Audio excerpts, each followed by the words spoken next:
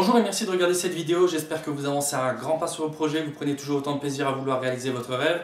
Moi mon rêve c'est de devenir réalisateur et donc en attendant comme la route est longue, j'ai créé cette chaîne YouTube que j'alimente soit avec des courts-métrages, des making-of, des petites vidéos à thème sur des films qui ont provoqué à un moment donné chez moi un déclic ou parce qu'il y a un aspect technique du film que j'apprécie tout particulièrement. Et donc là en fait aujourd'hui j'ai envie de faire une petite vidéo en fait sur la note d'intention.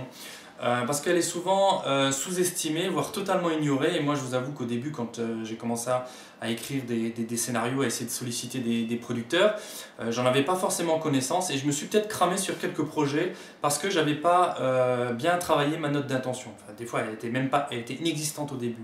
Donc la note d'intention, c'est très important parce que bon, vous avez écrit votre scénario, c'est très bien. Mais là, tout l'aspect artistique, vous allez devoir le mettre de côté un instant et vous allez devoir vendre votre scénario.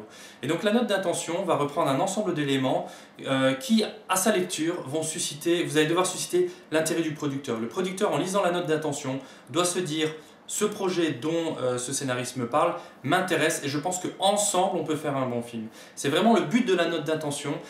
Moi, très honnêtement, d'après ce que j'ai compris, un producteur, si vous lui envoyez la continuité dialoguée, donc c'est-à-dire votre scénario de 120 pages, s'il n'a pas une présentation du film avant ou s'il n'a pas la certitude que ce projet peut mener à quelque chose, il ne va pas passer l'après-midi ou une journée à le lire si lui il n'a aucun intérêt économique en fait je veux dire à découvrir votre scénario.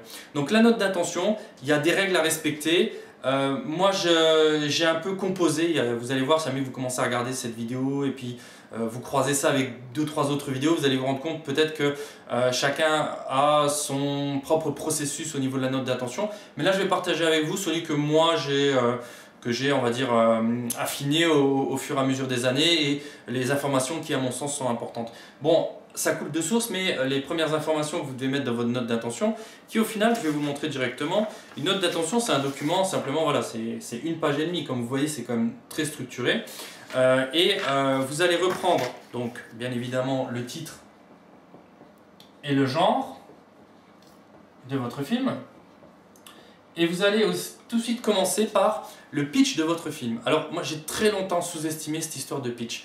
Il y avait des séminaires sur le pitching et tout ça, je me suis dit que ça sert à rien. Et en fait je me suis rendu compte de quelque chose, c'est que à un moment donné quand vous avez un créneau de 20 secondes avec un producteur, un distributeur, un acteur que vous aimez bien, eh ben, en fait vous ne savez pas parler de votre film. En 20 secondes vous ne savez pas parler de votre film si au préalable vous n'avez pas développé une technique de pitching et que vous avez, bon après vous la prenez par cœur le pitch de votre film, mais il y a une technique à développer au niveau du pitch qui fait très pro en plus. Moi j'ai retenu une que je trouve intéressante, c'est qu'en fait c'est de dire que donc, une personne ou un groupe de personnes doivent faire face à un bouleversement ou à une menace. Et pour vaincre cette menace, ils vont devoir régler un problème, alors soit c'est un problème d'ordre intérieur ou un problème extérieur. Alors je vais donner un petit exemple tout de suite pour illustrer ça. J'adore cet exemple, c'est du film Avengers, donc le film de super-héros.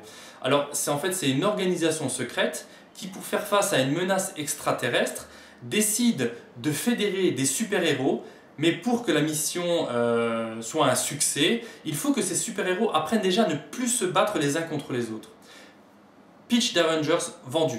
Et moi j'ai regardé une vidéo de James Cameron qui il dit qu'il a horreur de ce processus de pitching. C'est ce qu'il déteste le plus quand il travaille sur un film, c'est d'être en mesure de pitcher son film tellement qu'il a une idée claire et très vaste de son film. Mais c'est extrêmement important. Je ne suis pas James Cameron et donc du coup c'est très important de maîtriser cette notion de pitch. Ensuite, le troisième point, c'est pourquoi produire ce film. Donc en fait, pourquoi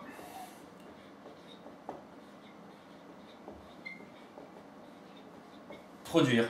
Donc là, comme je vous l'ai dit, le côté artistique, on le met de côté et maintenant c'est vraiment plus le côté commercial, vente, l'industrie du cinéma que vous allez solliciter ici. Le producteur, c'est celui qui va financer votre film. Il doit y avoir un intérêt économique pour lui. Il ne va pas faire le film pour vous faire plaisir. Donc c'est là-dessus qu'il faut mettre le paquet pour le convaincre que de votre relation va naître un super projet qui va être super profitable. Dit comme ça, c'est cru, mais c'est la vérité. Donc là, vous devez faire preuve de pas d'originalité, vous devez être sincère. Vous devez être sincère en parlant de votre film, en revenant sur, par exemple, que c'est un genre qui est sous-exploité en France. C'est un thème qui n'est pas développé de cette façon-là.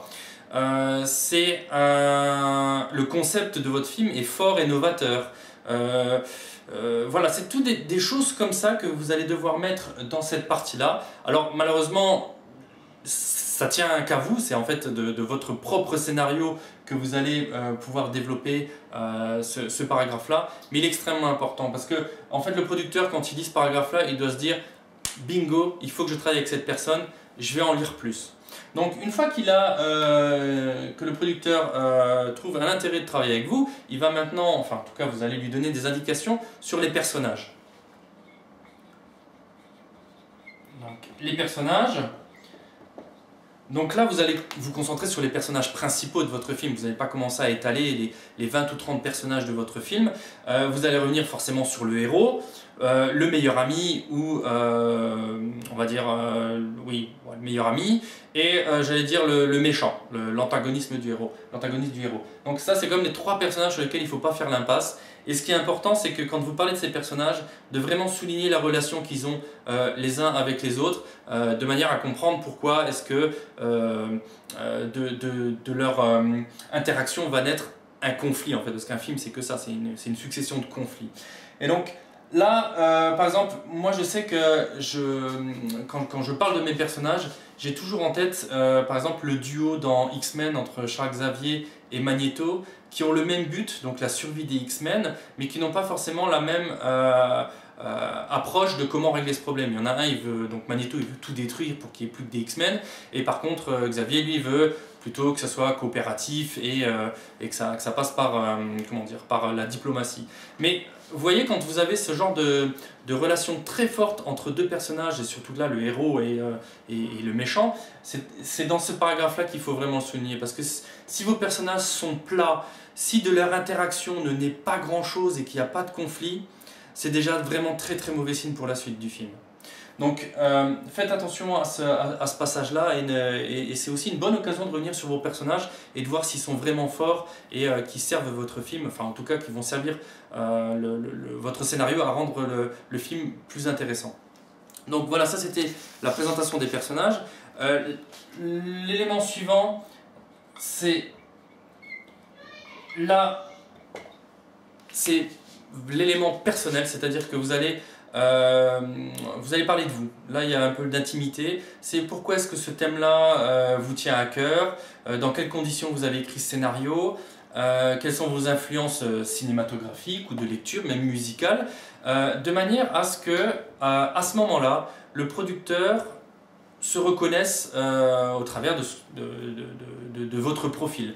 Parce qu'au final, un producteur et un scénariste, ou un scénariste, réalisateur, producteur, c'est une relation de travail qui va se mettre en place. Vous allez travailler sur un projet pendant 2-3 ans et le producteur, il doit être sûr que face à lui, il n'a pas un emmerdeur de première ou un type qui est totalement arrogant, très imbu de sa personne. Et ce petit passage-là, au niveau des influences, il n'est vraiment pas à négliger. Travaillez-le, il faut vraiment que votre producteur se sente en phase avec vous avant même de commencer à lire votre scénario de long métrage. Donc voilà, moi, après il y avait encore un dernier paragraphe, alors je vous le mets parce que je l'ai mis dans les premières notes d'intention mais je ne le mets plus. C'est un petit mot sur le casting. Un petit mot sur le casting parce que vous avez en tête, ou alors peut-être même vous avez dans votre entourage des amis comédiens ou même très connus, c'est de dire voilà, par exemple pour le rôle de Philippe dans le scénario, je pense à Vincent Cassel dans sa prestation dans Les Rivières Pourpres. Voilà, vous donnez des indications déjà visuelles à votre producteur. Je l'ai revu plusieurs fois dans plusieurs blogs, mais franchement, moi j'ai l'impression que c'est de se tirer une balle dans le pied et vous risquez de... J'ai l'impression de faire peur à mon producteur parce que j'ai pas envie que lui se dise le gars il veut Vincent Cassel, il veut ci, il veut ça. Et même vous après, si vous pensez trop à quelqu'un, vous allez peut-être être déçu des acteurs. C'est peut-être pas le bon moment d'aborder cette histoire du casting. Donc voilà, moi je l'ai mis. Franchement, alors si vous vous sentez chaud, mettez-le. Moi, c'est pas quelque chose que je mettrai forcément, quoi. Donc voilà pour la note d'intention. Et bien évidemment, attachez à votre note d'intention en annexe pas votre continuité dialoguée, mais un synopsis détaillé de votre film. Donc le synopsis détaillé de votre film, c'est simplement votre film du début jusqu'à la fin, mais d'une façon, voilà, c'est plus de la prose. Vous n'avez pas commencé à déjà mettre en place le format du scénario. Il n'y a pas de dialogue, c'est descriptif. Vous allez présenter voilà, tous les différents, la structure de votre scénario, l'axe 1, axe 1, 2 et 3. Les nœuds dramatiques, voilà, c'est quelque chose d'assez quand même. Bon, là il fait 15 pages parce que c'est un film de science-fiction, il y a des concepts un peu particuliers, mais moi sur un autre projet, mon synopsis détaillé ne fait que 3 pages. Donc voilà, le nombre de pages dépend vraiment de ce que vous avez vraiment à dire sur votre film.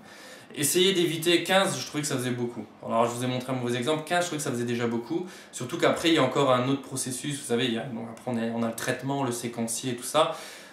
N'allez pas plus loin tant que votre producteur ne vous a pas donné le feu vert en disant écoute, je viens de lire la note d'intention, le synopsis, ce projet m'intéresse. Franchement, moi je vois pas trop l'intérêt de travailler 1 an sur un scénario si derrière je suis pas sûr que quelqu'un va le lire. C'est peut-être une perte de temps et après ça c'est mon point de vue, chacun son point de vue là-dessus. Si vous n'êtes pas d'accord, laissez des commentaires en dessous. Peut-être que vous avez des expériences où vous avez directement fait votre continuité dialoguée puis bingo, le producteur vous a acheté le film. Mais en tout cas moi ça se passe pas comme ça, je dois toujours respecter ces étapes-là. Et en plus même pour moi dans le processus, ça me rassure en fait. Ça me rassure de savoir que voilà, j'ai réussi à faire le pitch, j'ai réussi à faire le synopsis, j'arrive à faire le synopsis détaillé. Vous voyez, je valide des étapes plutôt que de commencer à faire ma continuité dialoguée puis à un moment donné me demander dans quelle direction je vais en fait. Donc voilà, j'espère que cette vidéo, j'espère que j'ai pas parlé trop vite encore une fois, mais j'ai voulu quand même que ça soit court et pas partir pendant une demi-heure sur des discussions interminables. Donc voilà ce qu'il faut retenir, ce qui pour moi fonctionne. Maintenant, à vous d'avoir votre patte, parce que pour moi une note d'intention c'est quand même quelque chose de personnel et donc voilà, je vous souhaite vraiment beaucoup de chance et beaucoup de courage parce que c'est vraiment très compliqué de solliciter un producteur et je n'ai pas le thème de ma prochaine vidéo. Ah oui, je vais faire une vidéo sur les storyboards. Donc voilà, en tout cas je vous remercie, n'hésitez pas à partager, laissez-moi des commentaires si vous trouvez que cette vidéo est utile, s'il y a des choses à changer et si vous avez des questions, n'hésitez pas.